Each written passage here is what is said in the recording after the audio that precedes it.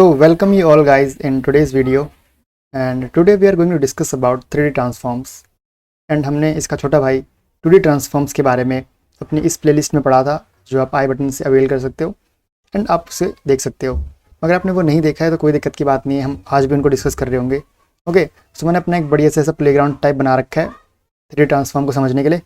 इन्हीं के ऊपर हम प्रॉपर्टीज़ इंप्लीमेंट करके अपनी चारों प्रॉपर्टीज़ को समझ रहे होंगे। बाकी जो दो एक्स वाई एक्सिस वाली प्रॉपर्टीज़ है उनको हमने काफ़ी बढ़िया तरीके से 2D ट्रांसफॉर्म में समझा है। आई रिकमेंड यू कि आप जाके उन्हें देखें। एंड नाउ हम आज जी एक्सिस के बारे में बात करेंगे।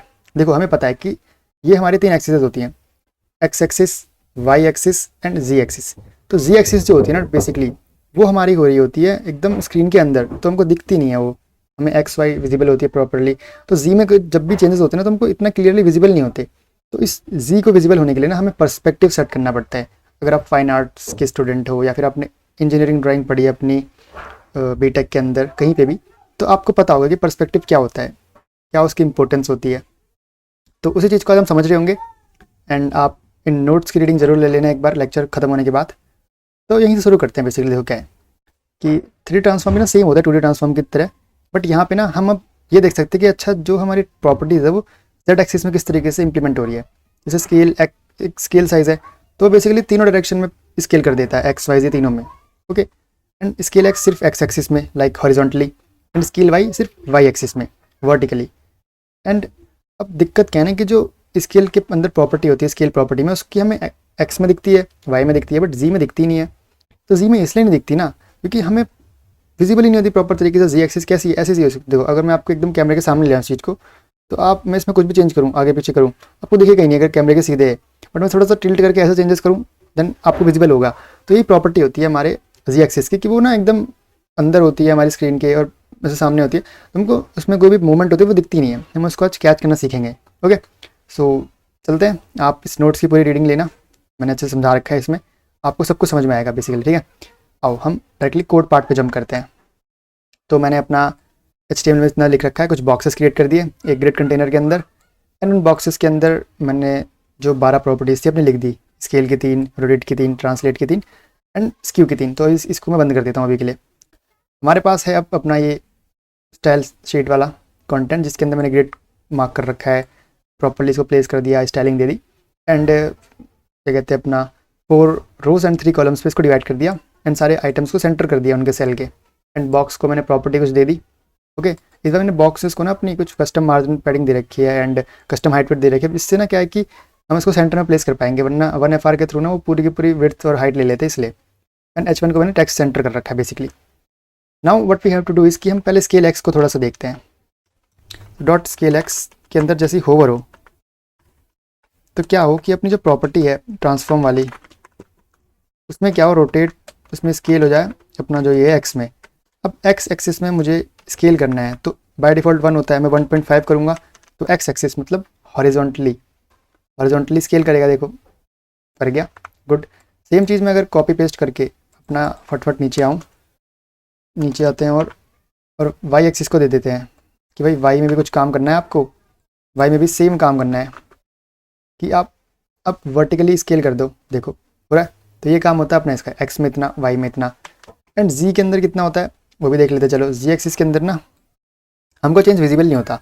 अगर हमें जी एक्सिस के अंदर चेंजेस देखने हैं तो क्या करना पड़ता है ना, अपने को कोई ऐसा मतलब प्लेटफॉर्म पे जाना पड़ता है जहाँ पे हम पूरा 3D में देख पाएँ चीज़ों को। यहाँ पे तो हम पे स्क्रीन 2D है तो अपने को विजिबल नहीं होगा। ओके, अगर मैं इसको होवर करूँ भी तो विजिबल नहीं होगा। तो थोड़ा सा मैं कुछ पर्सपेक्टिव सेट करता हूँ।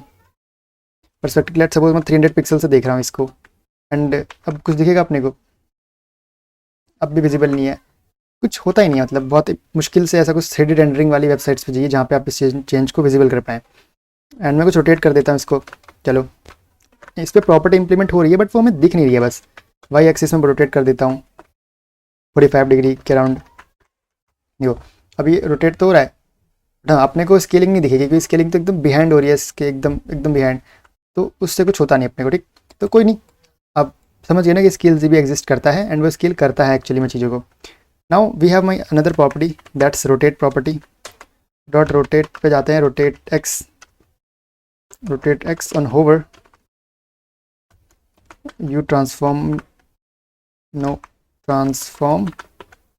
रोटेट बेसिकली एक्स एक्सिस में रोटेट करना है। लेट्स सपोज 30 डिग्री रोटेट कर दो, तो एक्स एक्सिस ये है तो इसके अराउंड रोटेट करेगा। अगर मेरा एलिमेंट ऐसा है तो ऐसे रोटेट होगा या ऐसे, क्योंकि इस एक्स एक्सिस को रोटेट कर रहा है, हॉरिजॉन्टली रोटेट करेगा एलिमेंट्स को मेरे। तो करके दिखा दे, देखो जैसे ऐसा हो जाएगा। अगर मैं इसको 90 डिग्री रोटेट कर दूँ तो पूरा छुप जाएगा, देखना ब्लैंक। एक्चुअली क्या हुआ कि अगर मेरा एलिमेंट कुछ ऐसा था, लेट्स सपोज कैसे दिखाऊँ मैं आपको, जैसे मेरा एक बॉक्स है, ओके ये है, ये एक एलिमेंट है। इस एलिमेंट को मैंने 90 डिग्री रोटेट करा, तो 90 डिग्री रोटेट करके कैसा हो गया, ये एकदम ऐसा हो गया, तो एकदम बराबरी आपके आंखों के आगे आ गया, तो एकदम छुप जाएगा वो। ठीक है, सिंपल इतना है, ज़्यादा कुछ हार्ड है नहीं है, चीज़ समझनी। ठीक, बट आफ्टर दैट इज़ कि हमें अब समझना है अपने रोटेट वाई को। वाई जैसे ये हॉरिजॉन्टल था तो वो रोटेट करेगा हमारे वर्टिकल के अकॉर्डिंग। ठीक है, वर्टिकल के अकॉर्डिंग रोटेट करेगा। तो जाते हैं यहाँ पे कंट्रोल सी कंट्रोल बी, तो कर देते हैं रोटेट वाई, दैट्स वो वाई एक्सिस में करेगा, है ना। मतलब अगर ये है तो इसके अकॉर्डिंग हो गया, तो ऐसे या फिर ऐसे करूँगा तो देखो छुप जाएगा। क्यों? बिकॉज वही सेम चीज़, जब अपना ये ऐसे था फिर मैंने इसको एकदम ऐसे कर दिया, परफेक्टली 90 डिग्री कर दिया, तो अब आपको दिखेगा ही नहीं एक तरीके से। ये सेम यही कंसेप्ट था वाई एक्सिस के अंदर भी। ठीक है, आपको एक चीज़ याद होगी कि हम जो अपने डिग्री का जो एंगल है उसको रेडियन में भी डाल सकते हैं, है ना, अगर हम चाहें। तो यहाँ पे ना हम 90 में भी कर सकते हैं। जैसे मतलब 45 करूँ 40 डिग्री, तो देखो ऐसे रोटेट कर देगा। सेम -40 डिग्री करूँ तो ऐसे रोटेट कर देगा। ओके, तो अब हम अपने जी एक्सिस के अंदर रोटेशन देखते हैं अपने एलिमेंट की। ठीक है, उसके लिए जाते हैं नीचे, यहीं पे करते हैं कॉपी पेस्ट या फिर dot rotate G on hover and transform rotate G. Okay, angle दे देते हैं इसको कुछ भी लाइक 60 डिग्री, देखें तो विजिबल है। Okay, by default clockwise, and if I do negative then it go clockwise, simple. Okay, good. Now we have one more property, that's our translate property. तो डॉट ट्रांसलेट एक्स, सिंपल इसका मतलब क्या है कि अपना जो element है वो इस टाइम मूव करेगा एक्स डायरेक्शन के अंदर, है ना। एक्स डायरेक्शन कौन सी होती है अपनी? एक्स डायरेक्शन हॉरिजॉन्टली मूव करेगा। सिंपल, अगर मैं पॉजिटिव दूंगा तो पॉजिटिव एक्स एक्सिस की तरफ, नेगेटिव दूंगा तो नेगेटिव की तरफ, देखो मूव करा, simple. And same cheese copy paste करके वाई में भी ला सकता हूँ मैं। अब एक कैच यहाँ पे ये है कि अपना जो वाई एक्सिस पॉजिटिव होता है वो तो अपवर्ड डायरेक्शन में होता है, बट सीसेस के अंदर वो चीज़ नेगेटिव नीचे की तरफ हो जाती है। मतलब पॉजिटिव वाई एक्सिस जो है वो डाउनवर्ड्स होती है। तो इस बार अगर मैं 100% पॉजिटिव दूंगा तो नीचे की तरफ मूव करेगा, एंड इफ आई नेगेटिव दूंगा ना तो कहाँ जाएगा? ऊपर की तरफ। ओके, आई होप आपको समझ में आएगी बात कि मैं कहने का चाह रहा था। एंड देन हम अगर ट्रांसलेट जी करें, अब यहाँ पे देखना आपको ना ट्रांसलेट एंड जो जेड एक्सिस है उसका आपको कंसेप्ट समझ में आएगा। देखना थोड़ा सा, मैं इसको जी में मूव करता हूँ 100 पिक्सल, कुछ दिख ही नहीं रहा, है ना। बट जैसे ही मैं यहाँ पे ऐड करता हूँ पर्सपेक्टिव अपना, कि मैं इसको लेट सपोज 350 पिक्सल से देख रहा हूँ, ओके, तो क्या होगा देखना, ये आपके पास आया थोड़ा सा। अब मैं अगर नेगेटिव कर दूँ तो ये आपसे दूर जाएगा, मतलब स्क्रीन के अंदर जाने की कोशिश करेगा। सेम चीज़ अपने स्केल के साथ भी हो रही है, बट वो लीनियर है। मतलब अगर स्केल इतना ही है तो वो सेम चीज़ उसके पीछे जा रही है, उसके आगे आ रही है ना। बट स्केल में क्या, ट्रांसलेट में क्या है, वो दूर जा रहा है तो दिख रहा है अपने को कि भाई अगर एक एलिमेंट छोटा इतना सा है, वो बहुत दूर जाएगा तो वो इतना छोटा हो जाएगा, तो वो ट्रांसलेट में विजिबल है बट स्केल में नहीं है। इसलिए स्केल अपने को इतना ईजिली नहीं समझ में आता सीएसएस के अंदर। जैसे 3D रेंडर वेबसाइट पे जाकर देखोगे तो समझ में आ जाएगा क्या चीज़ होती है। Okay, then we have property like skew dot skew X, जिसमें हम होवर करके उसको, स्क्यू जो है बेसिकली हमें पता है कि वो जो किसी भी एलिमेंट को टिल्ट करने के लिए यूज़ होती है। तो मैं ट्रांसफॉर्म के अंदर यूज़ करूँगा अपनी स्क्यू प्रॉपर्टी को। तो देखो आपको दिख रहा होगा कि यहाँ पे सिर्फ दो ही प्रॉपर्टी है, skew X and skew Y, and that's two. हमारी जो स्क्यू प्रॉपर्टी होती है वो सिर्फ एक्स एक्सिस में या वाई एक्सिस में ही काम आती है। 30 डिग्री करूँगा तो देखो ट्रांसलेट हो जाएगा, ये थोड़ा सा तरीके से टिल्ट हो गया या फिर आप कह लो स्लैंट हो गया। ओके, सेम एज मैं करूँ कॉपी, करूँ paste, okay, and then if I go with Y axis, इसको यहाँ जाते हैं स्क्यू वाई कर देते हैं, 30 डिग्री में वाई एक्सिस में मूव करेगा ये इस तरीके से। तो ये हमारी स्क्यू प्रॉपर्टी एक्स वाई में जी में एग्जिस्ट नहीं करती है। ओके, सो जी का एलिमेंट यहाँ से हटा सकते हैं, बेसिकली हटा देते हैं। बस आपको एक इन्फॉर्मेशन देने के लिए था कि जी एक्सिस के अंदर हमारी इसकी प्रॉपर्टी वर्क नहीं करती। डन। आई होप अब चीज़ आपको समझ में आई होंगी। आप यहाँ पे बहुत तरीके की मतलब एक साथ बहुत सारी प्रॉपर्टी लगा सकते हो, लाइक स्क्यू करो वाई पे, एंड आप रोटेट भी करो साथ में। 3D तो नहीं, वाई में करो रोटेट, जी में करो चलो रोटेट 90 डिग्री के अंदर, 90 में तो छुप जाएगा, 75 डिग्री में करो।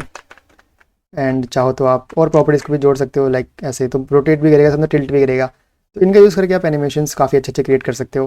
ओके, तो पढ़ना जरूर इसको। यहाँ पे मैंने बताया है कि लाइक अब आपको रोटेट एक्स में कर रहे हो तो किस तरीके से एक्स एक्सिस में इस तरीके से ऐसे जा रहा है, वाई में कैसे वर्टिकल डायरेक्शन के मूव कर रहा है, जी में सिंपल एक्स की तरह मूव कर रहा है।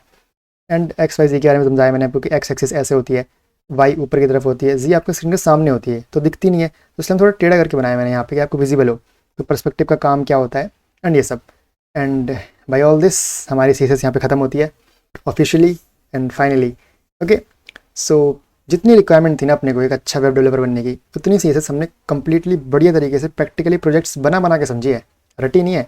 अभी कुछ और फुल प्रोजेक्ट्स बनाएंगे बढ़िया एकदम सारी नॉलेज HTML की CSS की यूज़ करते हुए, जिससे हमें और क्लैरिटी मिलेगी और मज़ा आएगा एंड और कॉन्फिडेंस आएगा।